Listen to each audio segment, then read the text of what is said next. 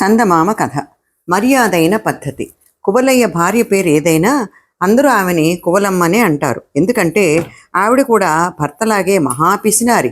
ఈ దంపతులకు పొరుగున రామయ్య రామమ్మ ఉంటున్నారు. వీళ్ల పద్ధతి కువలయ్య దంపతుల పద్ధతికి పూర్తిగా భిన్నం.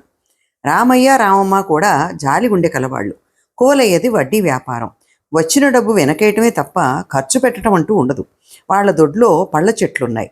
ఆ పళ్ళలో ఒక్కటైనా ఇరుగు పొరుగు వాడికి ఇవ్వకుండా తినేస్తుంటారు కువలయ్య దంపతులు. ఇంట్లో వంట చేయటం అంటూ ఎప్పుడో కానీ జరగదు. ఎవరు భోజనానికి పిలిచినా ఆత్రంగా పోయి కడుపారా తినొస్తుంటారు. ఒకరోజు రాత్రి కువలయ్య ఇంటి పెరట్లో తిరుగుతూ ఉండగా చెట్టు నుంచి సపోటా పండు ఒకటి రాలి గోడ మీద పడి పొరుగింటి దొడ్లోకి జారిపోవటం అతడి కళ్ళ పడింది. అది చూసిన కువలయ్య మనసు పాడైపోయింది. భార్యను పిలిచి జరిగింది చెప్పాడు. వెంటనే గోడ దూకిపోయి పండు తెమ్మంది భార్య. కువలయ్య గోడ దూకాడు. అప్పుడే అతనికి సపోటా పండుతో పాటు కొద్దిగా తెరిచున్న రామయ్య వంటింటి తలుపులు కూడా కనపడ్డాయి. వాళ్ళు ఇంకా నిద్రపోలేదేమో పలకరించుదామని గుమ్మం దాకా వెళ్ళాడు. అయితే వంటింట్లో ఎవరూ లేరు గాని వంటకాల వాసనలు గుమగుమలాడుతున్నాయి. కువలయ్య చప్పున లోపలికి అడుగుపెట్టి అన్నీ చూశాడు. అతడికి నోరూరింది. వంటకాలన్నీ పంచెలో మూటగట్టుకుని సపోటా పండుతో సహా గోడ దూకి ఇల్లు చేరాడు. జరిగింది విని భార్య అతడు చేసిన పనిని మెచ్చుకుంది. ఆ రాత్రి ఇద్దరూ కలిసి ఆనందంగా భోంచేశారు. మర్నాడు రామయ్య ఇంట్లో ఏదైనా గొడవ వినిపిస్తుందేమో అని కువలయ్య దంపతులు ఎదురు చూశారు. కానీ అలాంటిది ఏమీ జరగలేదు. బొత్తిగా లక్షణం లేని మనుషులు ఇన్ని వంటకాలు పోతే పట్టనట్టు ఊరుకుంటారా అన్నాడు కువలయ్య. ఇలాంటి వాళ్ల కొంపలోంచి రోజు అన్నం ఎత్తుకొచ్చినా పర్వాలేదు అంది కువలమ్మ. అంతే. ఆ రాత్రి కూడా కువలయ్య గోడ దూకాడు. అయితే ఈరోజు వంటింటి తలుపు వేసింది. కువలయ్య కాస్త తోసి చూస్తే గడియ చప్పుడు కాకుండా విడిపోయింది. కువలయ్య అన్నం ఎత్తుకుని వెళ్ళిపోయాడు. మూడవ రోజున కువలయ్య గోడ దూకి వంటింటి తలుపు తెరవగా అతనికి అక్కడ వంటకాలే కాకుండా 2 పీటలు కూడా వేసి ఉండటం కనపడింది. వాటి ముందు 2 విస్తళ్ళు కూడా పరిచున్నాయి. తన సంగతి రామయ్యకి తెలిసిపోయిందా అని కువలయ్య అనుమానించాడు. చూద్దాం, ఏమైతే అదవుతుంది అనుకుని వంటకాలని విస్తళ్లలోకి సర్దుకుని తీసుకుపోయాడు.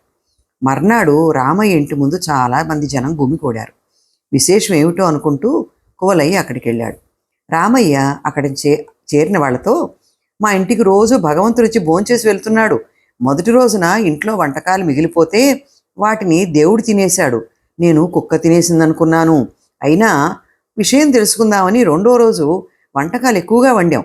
వంటింటి తలుపులు వేసేశాం. అయినా వంటకాలు మాయమయ్యాయి. ఇది కుక్క పనో దేవుడి పనో తెలుసుకుందామని 3వ రోజు విస్తళ్ళు కూడా వేశాం. ఈసారి విస్తళ్లతో సహా వంటకాలు మాయమయ్యాయి. అంటే ఇది తప్పకుండా దేవుడి పనే అయి ఉండాలి కదా అన్నాడు. జనమంతా అవునన్నారు. ఈ వింత చూడటానికి రోజు రాత్రి జనం రామయ్య దొడ్లో పోగవసాగారు. వారం రోజులు గడిచినా దేవుడి ఆ ఛాయలకేసే రాలేదు. దేవుడు ఇంతమంది కళ్ళెదుటికి వస్తాడా, రహస్యంగా చూడాలి గాని అన్నాడు రామయ్య. ఆ రోజు నుంచి జనం రహస్యంగా చూడటం మొదలెట్టారు. పాపం కువలయ్యకి ఇది చాలా ఇబ్బంది అనిపించింది. రామయ్య వెర్రిబాగులవాడు కాబట్టి దేవుడు వచ్చి తినిపోతున్నాడని అనుకుంటున్నాడు. అంతవరకు బాగానే ఉంది. కానీ మధ్య ఇదేమిటి, జనమంతా కాపలా కాస్తుంటే తన తిండి సంగతి ఏం కావాలి? దేవుడు వస్తాడని ఏ వెధవ ఎక్కడి నుంచి రహస్యంగా వంటగదికేసి చూస్తున్నాడో తనకెలా తెలుస్తుంది? ఈ ప్రచారాన్ని తిరుగుముఖం పట్టించడం కోసం కువలయ్య తన భార్యని ప్రోత్సహించి రామమ్మ దగ్గరికి పంపాడు. ఆమె రామమ్మతో, ఏమమ్మా వదిన, రోజు దేవుడు వచ్చి మీ ఇంట్లో తినిపోతుంటే ఈ సంగతి ఊరంతా డప్పు కొట్టించాడు అన్నయ్య. ఇప్పుడు చూడు, మరి దేవుడు రావటం మానేశాడు. అటు అన్నయ్యకి వెర్రిబాగులవాడన్న పేరు వచ్చింది అంది. ఆయనేమి అంత వెర్రిబాగులవాడు కాదమ్మా, ఆయన జాలిగుండే అంతే అంది రామమ్మ శాంతంగా. అంటే అంది కోలమ్మ ఆశ్చర్యపోతూ.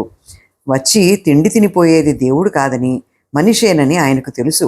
కానీ అంత రహస్యంగా వచ్చి తిండొక్కటే తినిపోతున్నాడంటే వాడు తిండి కోసం ఎంతగా ముఖం వాచిపోయాడో అర్థం చేసుకోవచ్చు. అలాంటి వాడు గర్భదరిద్రుడై ఉంటాడు. అన్నార్తుడికి అన్నం పెడితే అది దేవుడికి పెట్టినట్టే అని ఆయన అంటుంటారు. అందుకే మేము విస్తరి కూడా వేసి వాడు తిండి తినిపోయే ఏర్పాటు చేశాం అంది రామమ్మ. మీ ఆయన జాలిగుండె సంగతి బాగానే ఉంది.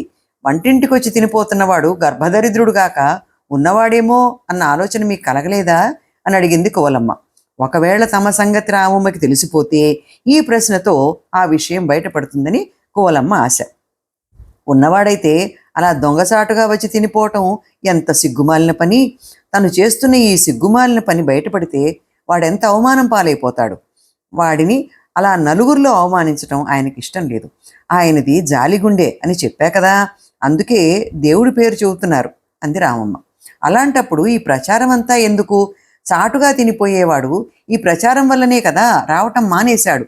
మీ ఇంటి దొడ్డిని దేవుణ్ణి చూడవచ్చునన్న కోరికతో ఎప్పుడు ఎవరొస్తారో అని భయంతో వాడు మీ ఇంటికి రావటం మానేసి ఉంటాడు అంది కువలమ్మ. అదే కువలమ్మ, మాకు కావాల్సింది కూడా మేమే వంటింట్లో పొంచుండి వాడెవరో తెలుసుకోవచ్చు, కానీ వాడు మాకు స్నేహితుడో ఏ పొరుగింటివాడో అయ్యుంటే ఎదుటపడి మందలించి వాడిని అవమానపరచలేం కదా. రహస్యంగా వచ్చి తిండి తినిపోయే సిగ్గుమాలిన పనిని మాన్పించటానికి ఓ మర్యాదైన పద్ధతిని ఎన్నుకున్నాం, ఏమంటావు అంది రామమ్మ. రామయ్య దంపతులకు తమను గురించి తెలిసిపోయిందని, తమ దురలవాటు మాన్పించటానికే ఇలా ఓ మర్యాదైన పద్ధతి అనుసరించారని కువలమ్మకి అర్థమైపోయింది.